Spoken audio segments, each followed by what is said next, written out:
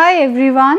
Today we are going to study data modeling in system analysis and design. So basically data modeling is a technique for organizing and documenting systems data.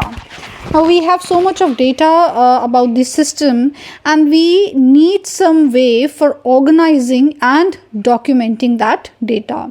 So data modeling is that technique which helps in organizing and documenting your systems data. Data modeling is also sometimes called database modeling because a data model is eventually implemented as a database. It is also sometimes called information modeling. So basically we can call it by three names: data modeling, database modeling and information modeling.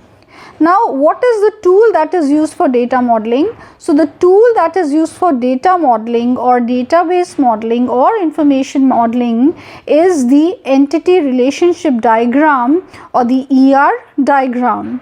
The entity relationship diagram we also must have studied in the database management system DBMS. So, what is an ER diagram basically? We are doing data modeling with the help of ER diagrams. So then what is an ER diagram? An ER diagram basically depicts data in terms of entity and relationship described by the data. So basically what is this ER diagram or the entity relationship diagram doing? It is depicting your system's data in terms of entity and then relationship among those entities which are described by the data. Now, what are some important notations for the elements of the entity relationship diagram, and what are those elements of the entity relationship diagram? Let's have a look at them. The first and most primary element of an entity relationship diagram is your entities. Now, entity is something about which the business needs to store data. So, entity is that particular real world object. Of course, it has to be a real world object, and it is related to that organization or that business for which we are doing data modeling. So that means it is something about which the business needs to store data. For example, if you have an educational institute.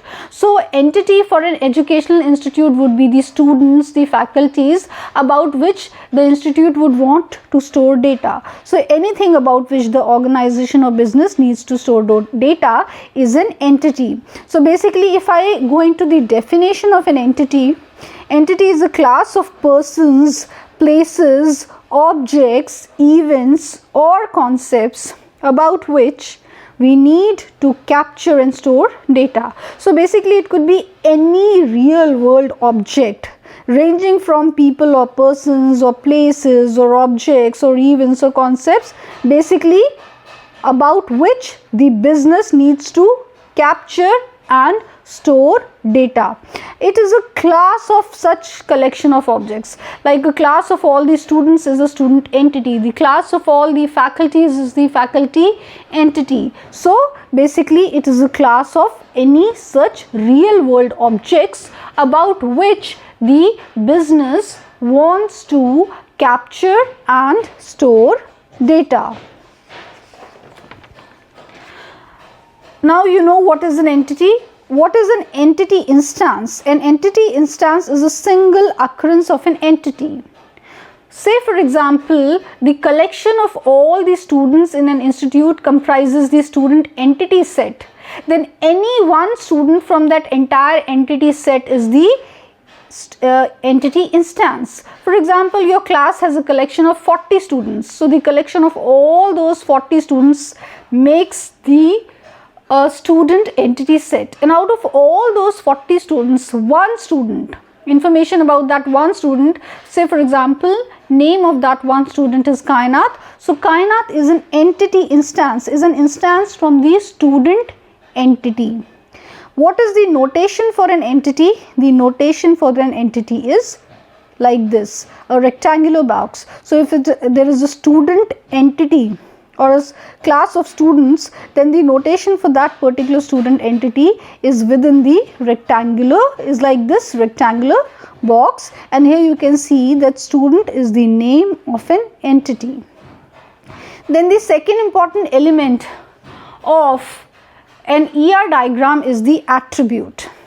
An attribute is a descriptive property or characteristic of an entity. So basically, a descriptive property or characteristics, that means that particular thing which is describing the entity. The other names or synonyms for attributes are element, property and field. So attributes are also known by the name of element, property or field. So basically, attribute is anything that is describing the entity. For example, if I consider the student entity, then what are the attributes of a student entity? The attributes of a student entity would be the student name, student roll number, student ID, course enrolled, student contact number, student address. These are all the attributes of the student entity. Then there is a category of attribute also, like the compound attribute. So an attribute is called a compound attribute. Such attributes consist of other attributes. So within an attribute, if you have collection of other attributes, then such an attribute is called a compound attribute. A compound attribute is also known as a composite attribute. For example, I can say that the student name is a compound attribute because it consists of other attributes like the first name, the middle name and the last name. So basically, in a simple language, if you can divide an attribute into further into more attributes, such an attribute is known as a compound attribute. Another example of compound attribute is the student address. The student address can be divided into other attributes like city, area, street, country. So for that reason, student address is also a compound attribute. Then coming on to relationships. What are relationships in an entity relationship diagram? As I told you, an entity relationship diagram depicts the data in the form of entities and the relationship among them through the data. So then what is relationship? A relationship is a natural business association that exists between one or more entities. So any such business association that is existing between one or more entities is called a relationship. It is basically representing an event that is linking the entities. So how are entities associated with each other, or how are entities linked with each other? Through relationships. Say I'll give you an example of a relationship. Say for example, I have two entities. The driver is an entity in a system and car is also an entity in a system. Now there are two entities of a system, driver and car. If these two entities coexist in a system or are a part of the same system, that means they must be associated with each other through some relationship. So what is the relationship between a driver and a car? The relationship between a driver and a car is that a driver drives a car. So this particular association or link between the two entities is known as the relationship, and it is usually represented by this diamond symbol. Right? So this is what you called a relationship. Then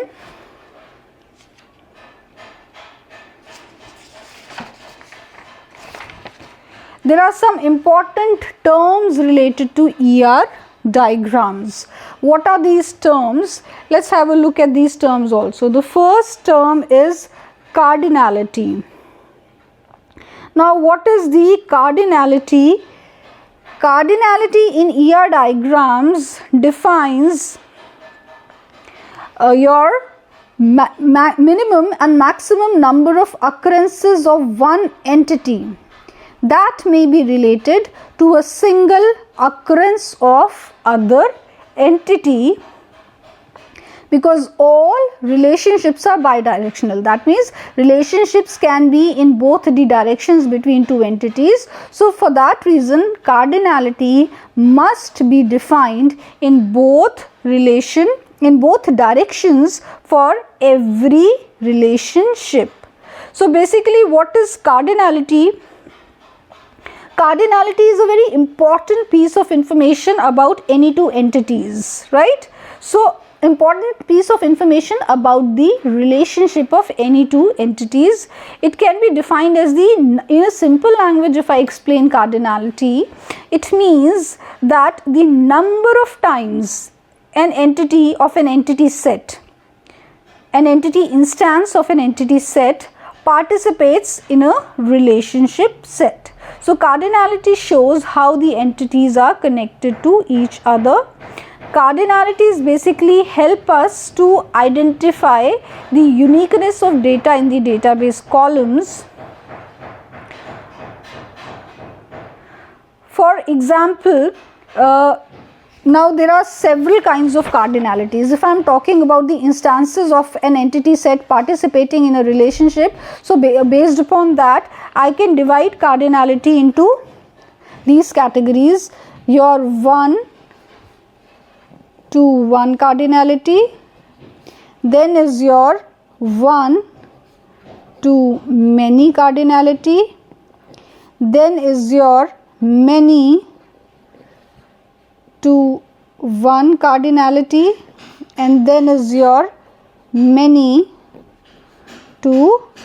cardinality. So basically these are the four categories in which you can divide cardinality, based on which you can identify how many instances of one entity set are participating in a relationship. So in 1-to-1 cardinality, when I talk of 1-to-1 cardinality, then exactly say for example, I have an entity set A and I have an entity set B. So in a 1-to-1 cardinality, an entity in a set A relates to exactly one occurrence of another entity in set B. For example, if there is a entity set student and if there is a entity set ID number, right? So exactly one student will have one ID number. One student cannot have more than one ID numbers, and one ID number cannot be associated with more than one students. So this is 1-to-1 cardinality, that exactly one instance from this entity set is participating with exactly one instance of this entity set in the relationship. So this is 1-to-1 cardinality.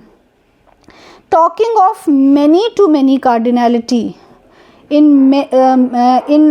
talking of 1-to-many cardinality, in 1-to-many cardinality, an entity in a set A relates to many occurrences of another entity in the set B.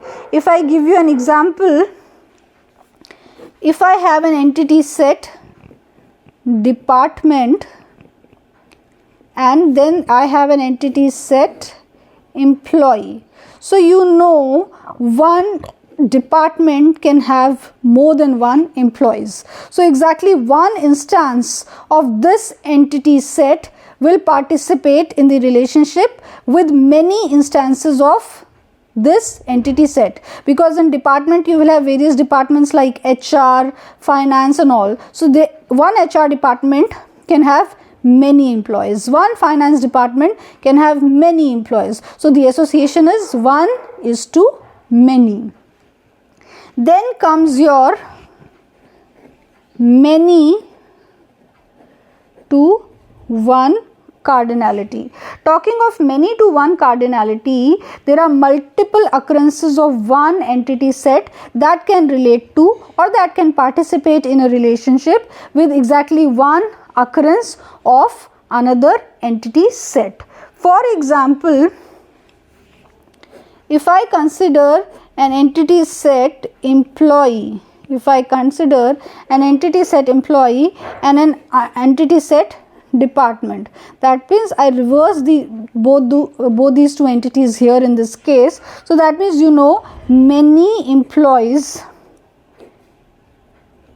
out of the employee entity set can be in one department. So many instances of this entity set can participate in the relationship with exactly one instance of this entity set. So this is many to one relationship or many to one cardinality. Then comes the last category, that is many to many cardinality. In many to many cardinality, multiple occurrences of one entity set can participate in the relationship with multiple occurrences of another entity set. For example, if I take two entity sets, student and course. So obviously there is a relationship between student and course entity set because the student enrolls in a course. Now one student can enroll in multiple courses and multiple students can take up the same course. So that means many instances of the student entity set can participate with many instances of the course entity set. So for that reason, this is known as many to many cardinality. So I hope the concept of cardinality is clear. Now the another important term or related to your ER diagrams is your degree. Now what is degree of a relationship? Both cardinality and degree are associated with relationship. So degree of a relationship is basically the number of entities that participate in a relationship. How many entities are participating in a relationship is known as your degree of relationship. So what is degree of a relationship? Let's understand in detail. Basically, the degree of a relationship as I said is the how many number of entities are participating in a particular relationship. Now relationship can be between one entity, two entity, three entity. So that means how many entities are participating in that relationship is known as the degree of that particular relationship. So in a simple language, if I tell you how many entities are involved in a particular relationship. So for example, you have different entities like employees, departments and projects within a database. Now if you want to understand the database design, then understanding the relationship among these entities is very important for the database design. So there are four types of degrees of relationship based upon the entities. As I said, how many entities are participating in a relationship is the degree of the relationship. So how many degrees can you have in general? One is the unary relationship. Unary relationship name is suggesting only one entity is involved in the relationship. That means there is one and only one, there is a single entity set and the association is between a single entity. So basically the degree here is 1. In case of unary relationship, the degree is 1 because only one entity set is participating in the relationship. For example, an example of unary degree or a relationship with degree 1 is if you consider a college presidential elections, a president is chosen among the students. Now that president leads the entire community and looks after the student centric activities.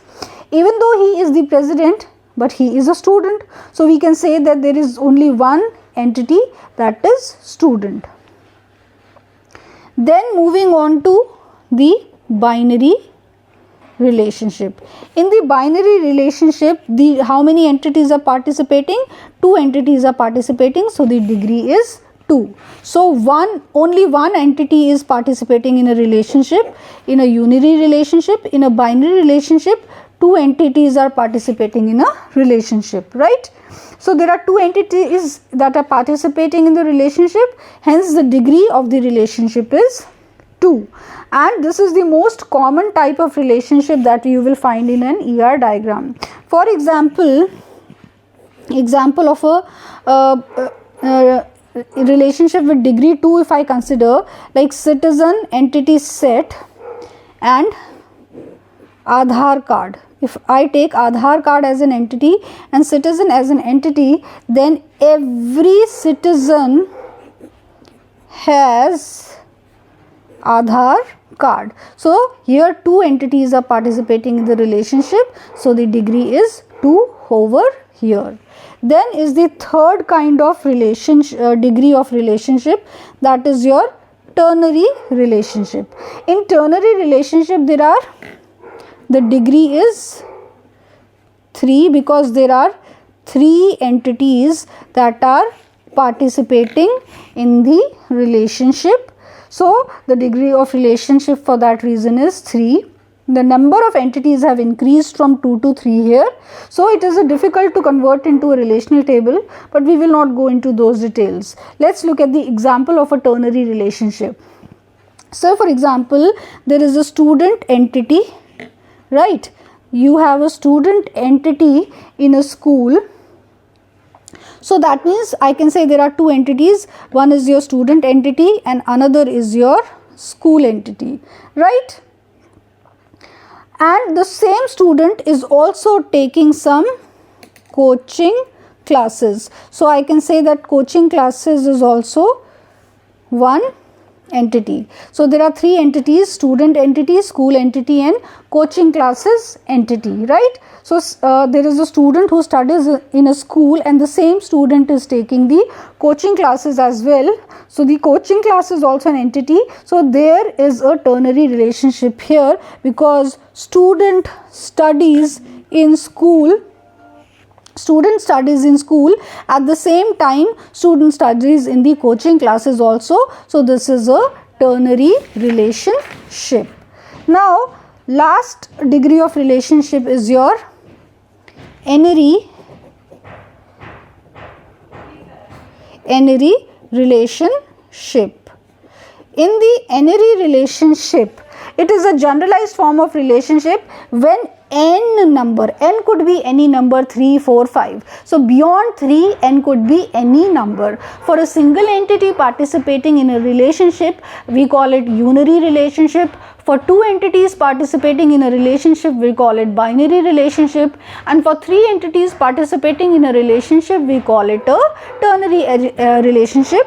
And anything beyond 3 is then generalized as n. It could be 4, 5, 6, 7, anything, right? So a generalized form of relationship when n number of total entities are participating in a relationship is called an n-ary relationship. Since there are many entities involved, it is hard to convert them into a relational table, but that is a different thing aspect altogether. As an example, we will consider a university. Now, university is a big business organization and it can have many entities like your students. Now, student is one entity of a university. Then it has teachers. So teachers can be another entity of the university.